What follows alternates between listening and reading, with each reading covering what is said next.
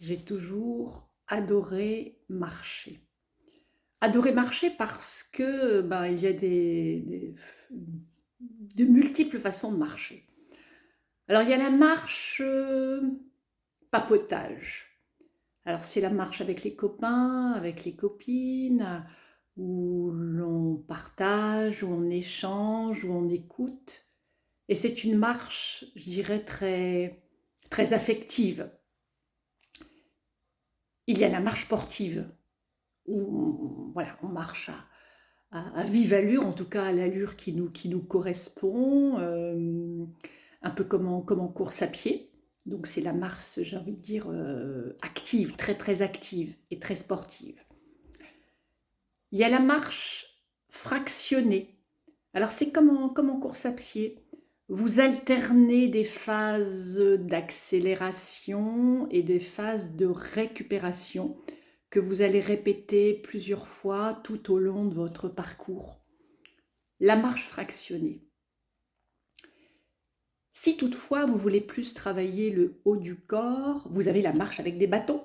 Alors ça peut être les bâtons de marche nordique ou les bâtons de marche. Alors je ne vais pas vous expliquer ici la différence. En tout cas, voilà.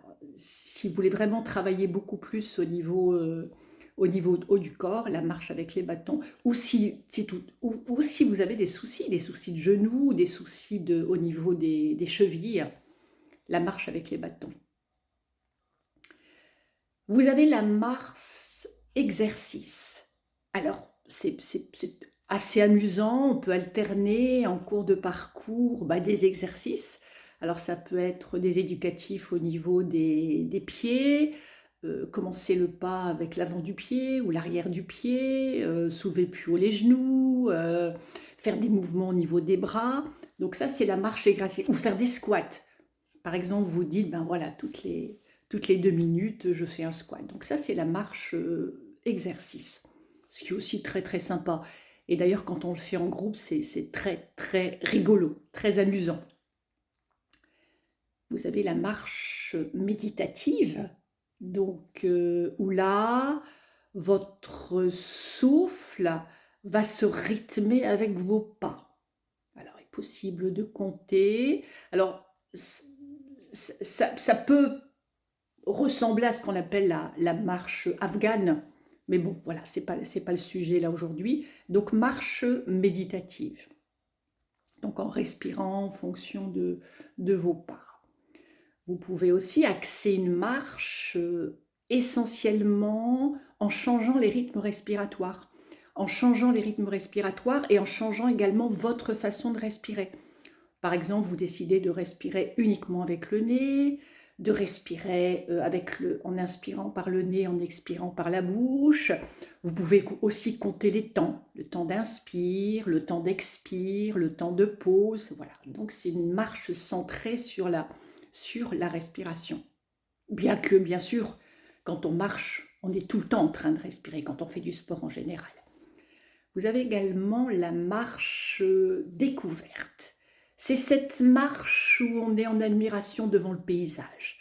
Alors moi, ce que j'expérimente déjà depuis quelques années, c'est cette marche découverte sur le GR34 autour de la Bretagne parce que les paysages sont magnifiques. Voilà, donc marche découverte. Vous avez aussi la marche plus, comment je dirais, plus spirituelle, avec beaucoup plus d'introspection. Alors, ce qui me vient à l'esprit, c'est la marche, par exemple, sur les chemins de Saint-Jacques. Moi, je le pratique également depuis quelques années et c'est vrai que dans ce genre de parcours, il se passe voilà, des réflexions, il se passe des choses en soi. Vous avez également la marche, j'ai envie de dire, longue distance. Vous décidez de faire voilà, 20, 30, voire plus de kilomètres. Donc c'est une belle expérience également. Ça peut être de faire des longues distances, par exemple, au niveau nocturne. Donc voilà encore une autre possibilité de marcher. Donc vous voyez, il y a une très grande diversité.